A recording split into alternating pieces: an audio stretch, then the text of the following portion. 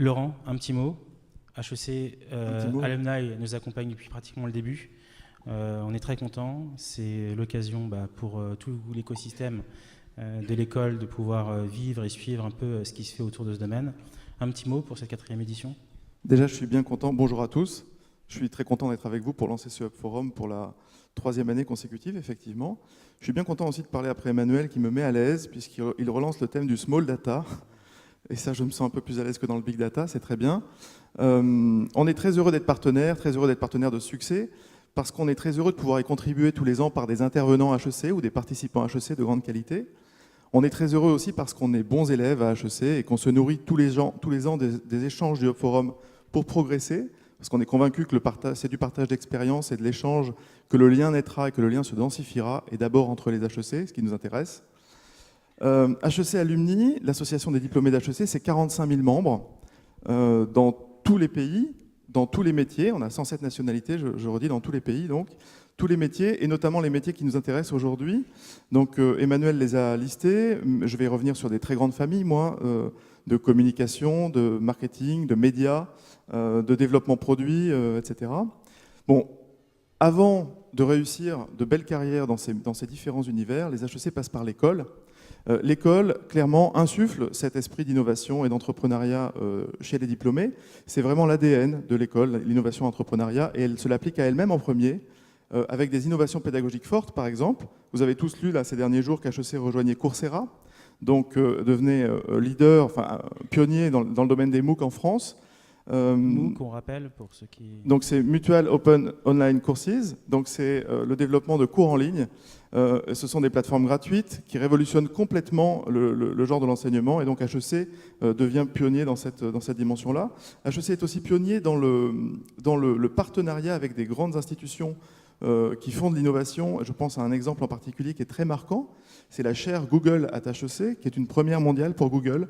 C'était la première fois que Google faisait ce type de partenariat avec une institution d'enseignement supérieur. Donc c'est bon, on est très fiers de ça et on avance beaucoup avec Google. Des cours, tu en es un bon exemple, Vincent, puisque tu es prof à HEC depuis quelques temps. Je sévis depuis 3 ans à HEC. Voilà, et puis bien sûr un incubateur. Donc beaucoup de choses, entrepreneuriat, innovation. On revient sur le cœur du sujet d'aujourd'hui, le Return on Innovation. Un grand nombre d'HEC ont bien compris ce que c'était que le Return on Innovation.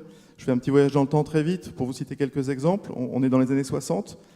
Pierre Bellon monte un nouveau concept autour de la restauration collective. Ça devient aujourd'hui Sodexo, le leader mondial de la restauration collective. Si on se rapproche de nous, je pense à Dan Serfati avec Viadeo, qui prend une innovation dans les réseaux sociaux et qui en fait un succès international, même si on est un peu moins présent en France qu'en Chine aujourd'hui.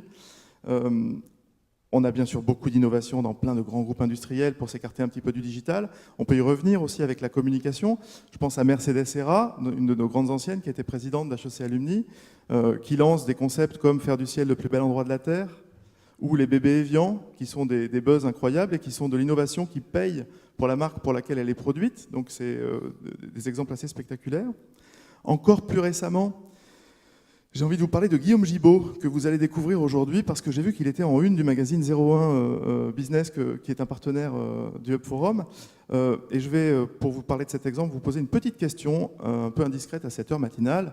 Mais est-ce que vous êtes plutôt slip ou caleçon? Il faut poser la question, qui est slip? Et puis il lève la main, et puis qui est caleçon? Donc en fait, voilà, grande innovation pour les porteurs de slip. Le slip qui sent bon. Donc une innovation portée par un jeune HEC, s'appuyant sur beaucoup de savoir-faire en France, avec tout un concept de buzz marketing qui est assez spectaculaire et qui a fait connaître sa marque très fort. Très bel exemple. Allez, je vous cite un dernier exemple qui est tout récent.